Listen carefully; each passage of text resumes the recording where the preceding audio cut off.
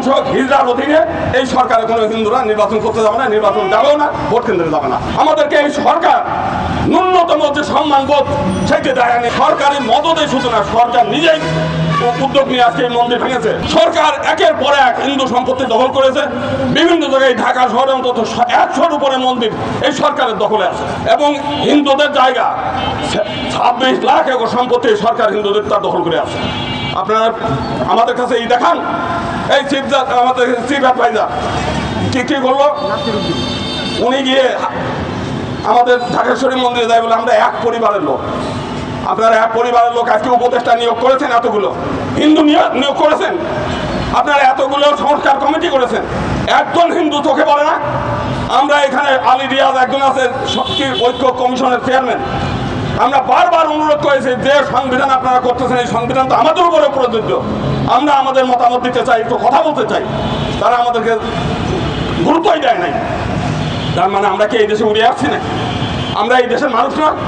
আমাদেরকে এই সরকার ন্যূনতম যে সম্মানবোধ সেটি দেয়নি। অথচ এই 5 তারিখের পরে আমরা এই সরকারকে সমর্থন করে যত প্রকারের বক্তব্য দেওয়া দরকার আমরা সেইগুলো দিয়েছি, কিন্তু এই সরকারের কাছ থেকে আমরা হিন্দু সম্প্রদায় কিছুই পাই নাই।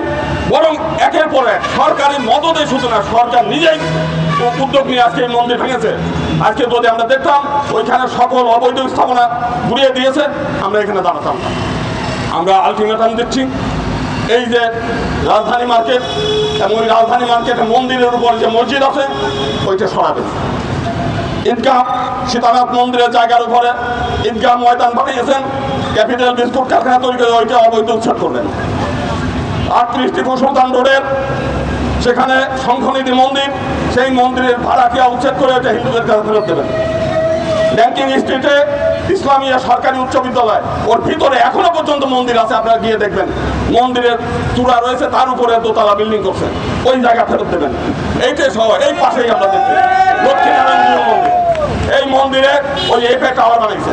আপনি নেটে সার্চ দেন হিন্দু মন্দির, সেই মন্দির লক্ষ্মীনারায়ণ করছে, এই অবৈধ স্থাপনা উচ্ছেদ করেন। আপনারা শুধুমাত্র রেলওয়ের জায়গা, সেই রেলওয়ের আবার অবৈধভাবে হিন্দুদের কাছ থেকে কেড়ে নেওয়া সম্পত্তি, সেই হিন্দুদের সম্পত্তির উপর হিন্দুরা একটা মন্দির বানাইছে অস্থায়ী, সেইটা শুধু আপনি অবৈধ দেখলেন। আর সারা দেশের 26 লাখ একর সম্পত্তি সরকার দখল করেছে হিন্দুদের কাছ থেকে, সেইটা আপনাদের চোখে পড়ে না। আমরা আগামী 7 দিন টাইম দিচ্ছি, এর মধ্যে যদি এই সরকার যদি অবৈধ স্থাপনা উচ্ছেদ করে হিন্দুদের সম্পত্তি হিন্দুদের কাছে ফেরত না দেয়, এই সরকারের অধীনে হিন্দুরা কোনো নির্বাচনে যাবে না। এই নপুংসক হিজড়ার অধীনে এই সরকারের কোনো হিন্দুরা নির্বাচন করতে যাবে না, নির্বাচন যাবেও না, ভোট কেন্দ্রে যাবে না।